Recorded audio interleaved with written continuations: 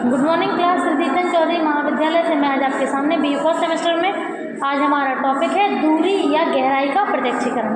देखिए, आप तो जानते हैं कि जब भी हम अपने वातावरण में देखने संबंधी बात करते हैं तो हम किसी भी चीज़ का प्रत्यक्षीकरण दो रूपों में करते हैं, एक तो लंबाई और एक चौड़ाई। ठीक है, तो लंबाई और चौड़ाई जो हमारी होती है वो हमारे एक तरीके से हम कह सकते हैं कि हमारे जो गहराई होती है उसका निर्माण उन दोनों की वजह से ही होता है। ठीक है, जब हम लंबाई और चौड़ाई का गुणा कर देते हैं तो उनके मल्टीप्लाई के बाद तीसरा जो फैक्टर निकलता है वो हमारा डायमेंशन होता है डेप्थ का, यानी कि गहराई का, है ना। तो गहराई आपको मालूम होगा कि जो आपकी रेटिना होती है, रेटिना पर जो इमेज बनती है वो केवल दो ही डायमेंशन में बनती है, एक लंबाई और दूसरी चौड़ाई। कभी भी रेटिना पर इमेज थर्ड डायमेंशन में नहीं बनती है। ठीक है, थर्ड डायमेंशन जो परसीव करता है वो हमारे ब्रेन की कैपेबिलिटी होती है, यानी हमारा ब्रेन में इतनी क्षमता होती है कि वो लंबाई और चौड़ाई से गहराई का निर्माण कर लेता है। ठीक है, तो ये हमारे ब्रेन की कैपेबिलिटी है, आइज की नहीं। ठीक है, तो अगर हम इसमें बात करें एकाक्षीय में, देखो आपको पता है हम दूरी या गहराई दो चीज़ों से देखते हैं, एक तो हम दोनों आँखों का प्रयोग करते हैं और एक हम करते हैं केवल एक आँख का प्रयोग। देखिए, आप खुद एक्सपीरियंस करके देख लीजिएगा कि जब हम बहुत अपनी आँखों के बहुत पास किसी ऑब्जेक्ट को देखते हैं तो आप मोस्टली नोटिस करिएगा कि हम दोनों आँखों का प्रयोग करते हैं। ठीक है, तो दोनों आँखों का प्रयोग करते हैं, इसका मतलब है कि पास का विजन करने में जब हम गहराई का प्रत्यक्षीकरण करते हैं तो हमें दोनों आँखों का प्रयोग करना होता है।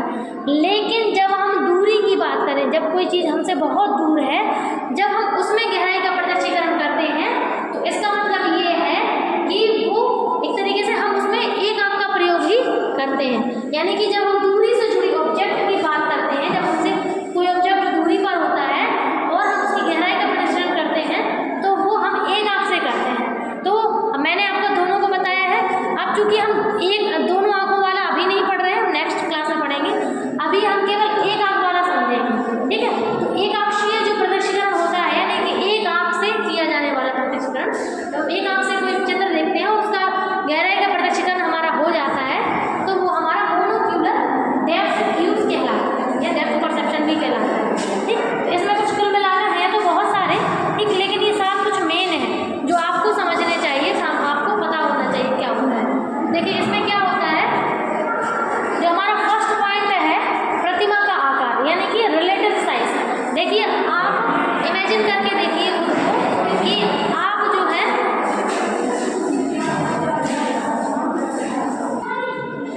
ठीक है, तो देखिए इसमें क्या होता है कि जैसे रिलेटिव साइज की अगर हम बात करें प्रतिमा का आकार की, तो देखिए जब हम बहुत दूर की चीज़ों को देखते हैं, आप एग्जांपल लीजिए मेरा, जैसे आप एक जगह खड़े हैं, ठीक, वहाँ पर आपके सामने बहुत सारे खंबे बने हैं।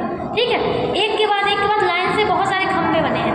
आप खुद मुझे बताइए, आपको सबसे पहले नंबर का खंबा कैसा लग रहा है और सबसे लास्ट नंबर का खंबा कैसा दिख रहा है? तो ये क्या है, ये है रिलेटिव साइज, यानी कि जब आपके सामने एक ही साइज और शेप के बहुत सारे ऑब्जेक्ट बने होते हैं, चूँकि उनकी दूरी में फर्क होता है, पहला खंबा दूसरे खंबे से बहुत पास में है हमसे, है ना, दूसरा लास्ट खंबा बहुत दूर पर है, तो इस डिस्टेंस की वजह से हमें पहला खंबा बड़ा दिखाई देता है और लास्ट खंबा सबसे छोटा दिखाई देता है। बीच में जितने भी खंबे होंगे धीमे धीमे उनका साइज छोटा छोटा हमें लगने लगेगा, यानी कि पहला खंबा बड़ा, दूसरा उससे छोटा, तीसरा उससे छोटा, चौथा उससे छोटा, पांचवा उससे छोटा।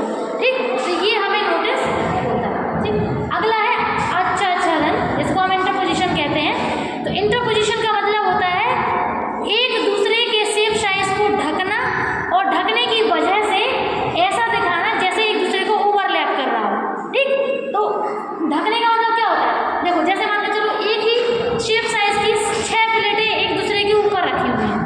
अब आप मुझे ये बताओ, क्या आप ये सोचेंगे कि जो ऊपर वाली प्लेट है वो बड़ी है, नीचे वाली छोटी है? ऐसा तो बिल्कुल नहीं सोचेंगे। आपको यही लगेगा कि नीचे वाली जो प्लेट जो ऊपर वाली प्लेट से ढकी हुई है वो उसी साइज से।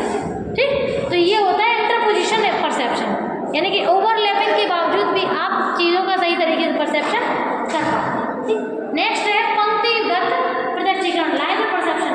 आप देखिए एक जगह खड़े हैं, आप रोड पर, मेन रोड पर खड़े हैं। ठीक, आपको उस रोड के दोनों छोरों को देखेंगे जहाँ पर आप खड़े हैं पास में, तो आपको ऐसा लगेगा दोनों छोर अलग अलग हैं। लेकिन जैसे ही आप उस रोड के बिल्कुल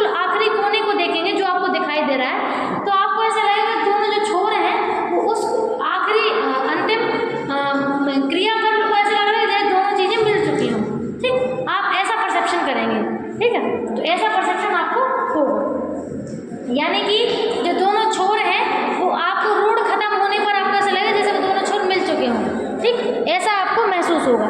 नेक्स्ट है आपका छाया और प्रकाश। देखिए आप जानते हैं किसी एक ऑब्जेक्ट के उपस्थित होने की वजह से ही जब उस पर छाया पड़ती है तो उस पर से एक लाइट निकलती है जिससे एक शेडो का निर्माण होता है, ठीक है, तो उसकी छाया बन जाती है। तो शेडो जो है वो लाइट की वजह से ही बनती है और ऑपोजिट डायरेक्शन बनती है, ठीक। नेक्स्ट है गति का प्रत्यक्षीकरण।